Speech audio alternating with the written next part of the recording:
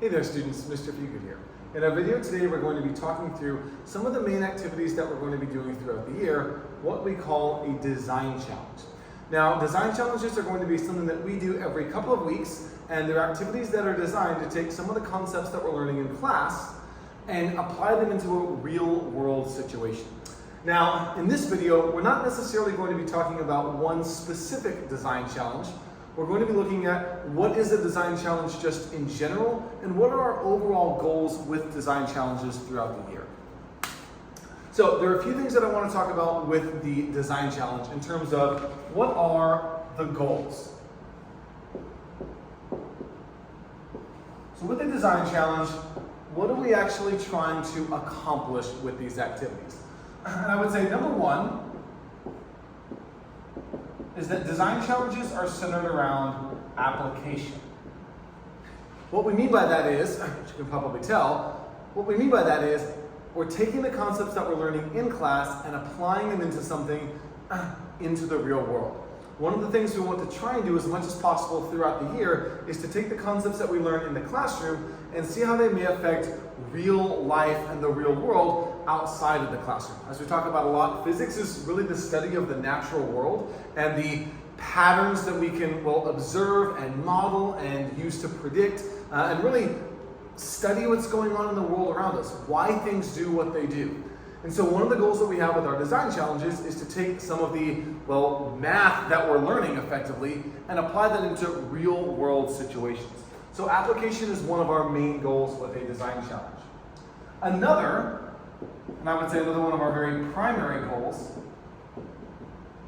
is what we call optimization. What do we mean by that? My guess is that optimization, or to optimize, is probably a term that you've been exposed to before, that you've heard of, so you may have a bit of an idea on what we're talking about here. What we mean when we say optimization is we're trying to find the ideal or best solution possible for the, challenge that we're going to work on. And this will make a bit more sense once we get into some of the nuts and bolts and the more details what we're going to be doing with our design challenges. But optimization, what I want you to think about is we're really trying to, wrong tool there. We're really trying to look at a balance of many factors. In the real world, when you're actually designing something, there aren't just one or two things that you're having to consider. Oftentimes when we're designing something in the real world, we have multiple factors to consider. How expensive is our thing going to be? How durable is it going to be? How long is it going to take to build? Do we have all of these materials available?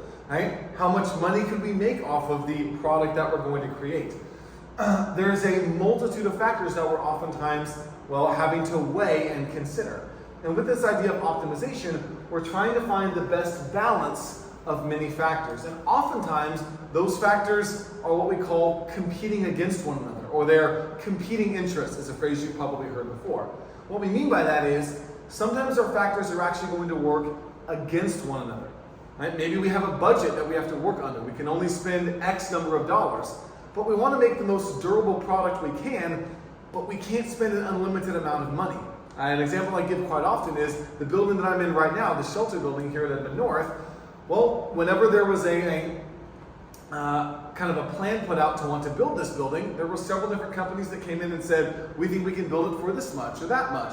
They submitted different bids, and our district had to weigh all of those bids and ultimately select the one that would hopefully give us the best product at the cheapest cost. Right? So sometimes those interests and those factors that we're going to be working with actually work against each other. So we may have to pick and choose which things we want to improve or decrease, that sort of thing. And again, that'll make a bit more sense once we get into some of the details, but that's going to be an important skill that we're looking at. An important goal is learning how to optimize. So we're going to work on applying things we learn in class into a real world problem.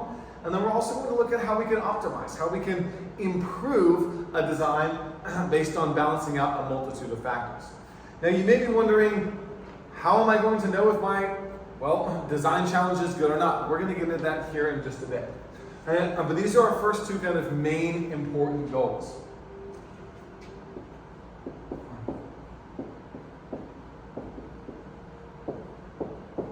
Now, one of the last main goals that we have and I'm going to put kind of two things in here, is that we want to help improve your problem solving and efficiency skills. Here's what we mean by that. Problem solving is a buzzword that's oftentimes used, and what we mean here is we're going to give you a problem for which there are many different solutions. Some of the design challenges we're going to look at may have upwards of 50 to 100 to 200 different solutions. And so one of the things we want to try and develop as we're working on these design challenges is how do we go about approaching these problems with a bit of structure and a plan so that we know how to tackle what we're doing. That can oftentimes be one of the challenges in a physics class, and really also in the real world, is knowing where to begin. Where do we actually start to unpack a problem when there seem to be several different things we're going to have to consider and think about? And that's something that we want to work on. How do we actually go about setting up to solve a problem? And then as well, your efficiency. I mean, it's not that time is the only concern that we have when we're solving problems and that sort of thing, but when we have a setup like this where we may have to check 3 to 5 to maybe sometimes upwards of 10 different solutions, we want to improve your ability to be able to efficiently and quickly work through those in a way that helps you check multiple solutions, but also gets you good practice on the skills that we're learning. And so one of the ways we're going to help kind of develop those efficiency skills is throughout our time this year and with our design challenges, we're going to show you all how you can use spreadsheets, things like Microsoft Excel or Google Sheets, to actually do some of the, what I call legwork for you, to do some of the heavy lifting so that you don't have to do as much work on your own. It's kind of a good way of using the phrase, work smarter, not harder. If you know how to work with some of the equations that we're going to show you, then we can actually use some of these technology tools to help improve our skills in the long run. But from my perspective, these are 3 main skills that we're working on with the design challenges. Applying what we're learning in class to something in the real world, learning how to optimize, balance many factors, some of which are going to be working against each other, and improve our ability to solve problems and to do so efficiently so we don't feel like we're spinning our wheels as much and wasting time. Again, it's not a race to always get there first. There's no special prize for who gets there first when you're solving one of these design challenges, but we do want you to be able to work through things efficiently so that we're using our time well. So these are some of our main goals. Now, how are the design challenges actually structured? That's going to be another main point that we bring up here. What's the structure like of these different design challenges? Now, I actually here have a copy of the very first design challenge that we'll be doing throughout the year called Design Challenge 0A, dealing with the concept of density and a large ship. There's going to be a separate video that deals with those specific topics, but I do want to talk a little bit about the structure, because when you do get the information for the design challenges, it is going to look like a lot of information to process through. And again, one of the things that we said in our goals was we want to help improve your problem solving skills. And in order to solve a problem, we have to understand the nature of the problem. What are we trying to do in the very first place at all? So when you get to a design challenge, the first section that you're going to see in the information that's given to you, and this document is what we're going to refer to as a mission brief. In fact, I should probably jot that down because I'll just write structure of mission brief. Should have probably mentioned that at the onset, but that's okay. Structure of the mission brief. Mission brief is the main document of information that you'll have. Now, the very first section that you'll see in the mission brief is the background section. Now, the background section is really going to contain general information. These aren't going to be specific details to the problem that we're working on. These are going to be more general details. You're not going to find specifics or important numbers that we're going to be working with in the background section. You're really going to find a little bit of context on what you're doing. Usually the background section is going to be relatively short. You might, in fact, you definitely can't see it here, but and it's actually just this very first small section, usually just going to be a few sentences to give you a bit of context. Now, all of these sections are important to read through at least once, so you get a pretty good feel for things. The background should go pretty quickly, and it's something that, again, just provides general details. Now, the next section, and I'm going to put a star by this section, not that the background's irrelevant, it is important, but more so for general context. Some of the things in the background you might be familiar with, depending on, well, the nature of the problem that we're looking at. Now, the next section that you're going to see, and I'm going to put a star here because it is very important, is what we call the situation. Now, the situation is going to be a longer set of information. You can look at the page I've got here. I've got a hard copy of one of the mission briefs. The situation takes up here about half of the page. So there's quite a lot of information. Now, the situation is going to contain specific and important details. What do we mean by specific and important details? Well, the situation is going to give you direct context about what we're trying to do in the specific problem that we're looking at. As we talked about with the design challenges, our goal is to overall optimize or balance out several different factors. In the situation, you're going to learn what those factors are. So you're going to be given specific information on what we're doing. Things like, is there a budget that we're working through? What kinds of choices are we going to have to make? And what options do we have with those choices? There may also be some other what we call constraints, which we're going to look at here in a second. Things that might be limiting factors, right? That could be a budget, or maybe we can't have our device exceed a certain mass, or it can't exceed a certain temperature, or we can't exceed a certain number of people on the ride if we're designing a roller coaster, that sort of thing. But the situation is going to give specific and important details. I would strongly, strongly encourage you, before you actually begin working on any of the design challenges, make sure you've read the situation through at least one time. Again, it may seem like it's a little bit of extra work, but I can guarantee you, if you take that 90 seconds to 2 minutes to read the situation, it's going to really help you get a good foundation into what you're going to be doing in the design challenge. It will clarify a lot of the questions that you may have about what you're doing. And as always, if you're reading through the situation and feel like there's something that's missing or unclear, ask your teacher. We're more than happy to take the time to go over things in more detail and explain things so you feel like you have a good grip and idea on what you're doing. The next section that you will see is going to be the objective. So I can make sure I'm going through this correctly. Now, the objective is going to repeat a little bit of the information in the situation, but it's going to give you your clear goal. So the situation gives you all the details on what's happening in the problem. The objective is going to clarify what you're trying to do. What is the goal we have for this design challenge? Again, it's going to be hard to understand what that objective is unless we know the details on what's actually happening in our situation. And so again, that's why that situation is important to go through. And then the objective is going to really clarify, here's exactly what you're being asked to do. Okay? This objective section should be relatively short. Again, as I mentioned, you may see a little bit of repeat information in the objective section. It's kind of taking the situation and really boiling it down to, here's exactly what we're asking you to do. Okay? The situation gives you all the context, all the details. The objective clarifies, here's what is on your plate. Here's what you're responsible for with this challenge activity.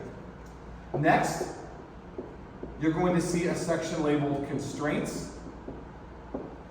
And this could sometimes be a short section, and it sometimes might be a little bit lengthier of a section, depending on the nature of the problem. Many of the problems that we're going to look at are going to be a bit complex, and that they'll have a multitude or many factors that we'll be looking at. Now, the constraints, and you are probably familiar with a term like this, but a constraint is effectively a limitation. So our constraints are our limitations. For example, that could be a budget. That's oftentimes a limitation or a constraint that we're going to be dealing with. Another one that we'll look at, for example, is designing a ship. One of the constraints is your ship has to be able to float. If it doesn't float, then your project would be deemed non-usable or a failure, if you will. Doesn't mean you get a failing grade. We'll talk about the grading later.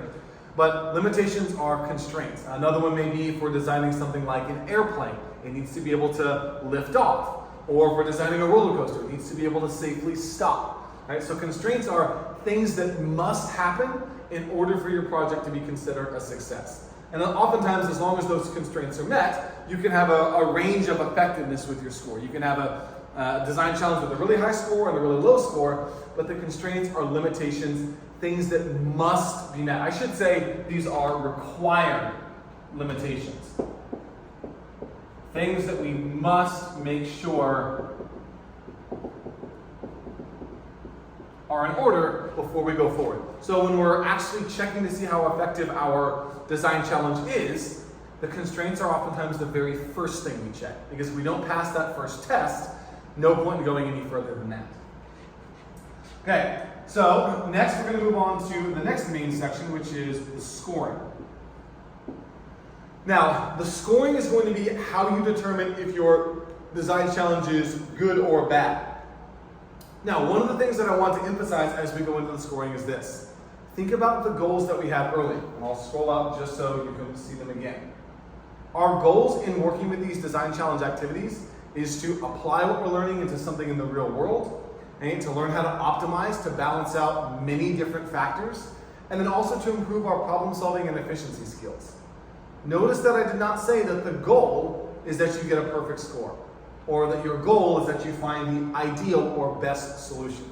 That's something we are going to encourage you to aim for, but it's not the main goal that we're looking for. So when it comes to scoring, for each of our design challenges, we're going to come up with a scoring formula that you'll follow to determine if your design challenge is a high score or a low score. But I do want to clarify that your score on the design challenge will not necessarily translate into your grade in the grade book. So your scoring, there will be a formula used to determine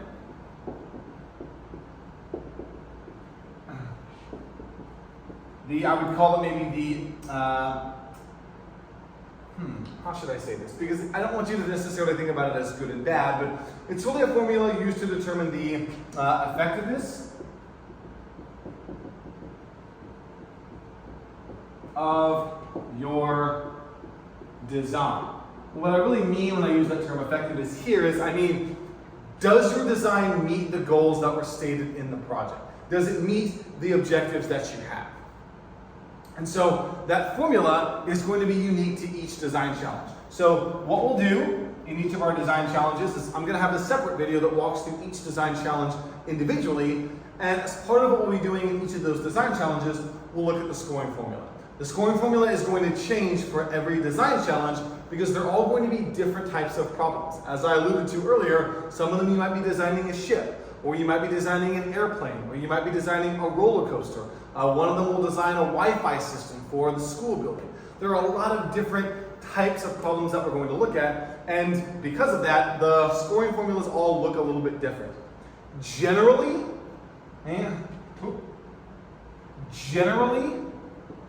the formula is going to range, and it's going to give you scores from about 50 to 100. And I'm going to emphasize the word generally, meaning you can, based on the selections that you make, get something that's under a 50, and you can, based on the selections you make, get something that is over a 100. When we're going through each of our design challenges, I will make sure to clarify whether or not you can get something over a 100. As you can tell, generally a 100 is going to be one of the best scores. But sometimes, if you're not working through the scoring formula properly, you may get a score that tells you, oh, I got a 120, when in reality that score isn't actually possible on the design challenge. So I will do my best to clarify around what the maximum score is. I'm not actually going to come out and tell you what it is so that you don't actually know when you get there or not until I check it. But generally this is going to be where our scores range from. Obviously the higher your score, the better. But I do want to clarify, the score that you get from the formula is not going to translate into your grade for the design challenge. For the most part, as long as we can see that you are working through at least 2 to 3 different selections and that you can show your work for those selections, you'll get, for the most part, full credit on the design challenge. And as I mentioned, the goal here is really developing your skills and applying what we're learning and learning to optimize, learning to be more efficient. And if we're really checking those boxes, that's what I'm mostly concerned about.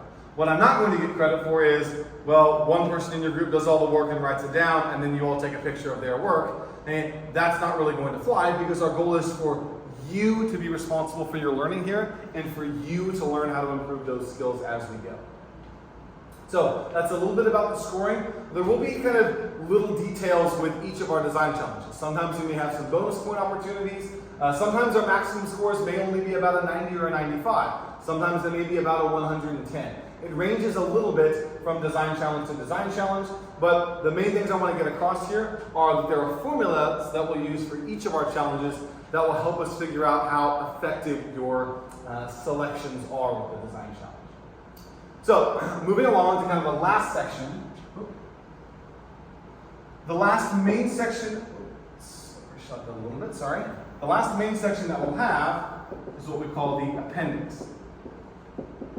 Now, the appendix is going to be important because the appendix will contain the components. And what we mean by that is the components are really the parts that you'll have to choose from in the design challenges. It's going to contain all of your different options that are available. And so, as you can kind of see how the flow works, we give you some general information in the background, specific details in the situation, the objective, a clear goal, your constraints, your limitations, and how you calculate your score, and then what all of your choices are. So you'll notice it's not really until we get through a lot of that information that we really begin to start looking at what your choices are. Now the components, effectively these will all be organized into different tables. So, for each of the choices or the components that we have, you'll have a table of information. Sometimes that table will contain 3 or 4 options, and usually there will be about 3 to 4 different components that you're working with. And so with each component, you'll have a series of choices you can make. And so you can imagine if you have 4 different components, and then in each table you've got 3 or 4 different options, then we're probably looking at somewhere on the order of 30 to 40 different possible selections. And so some of them actually will range in terms of having a lot more selections than that, depending on the components that are available. But the appendix will give you all the data on what you'll need to actually check your score and to begin to actually work with the problem and applying what you're learning.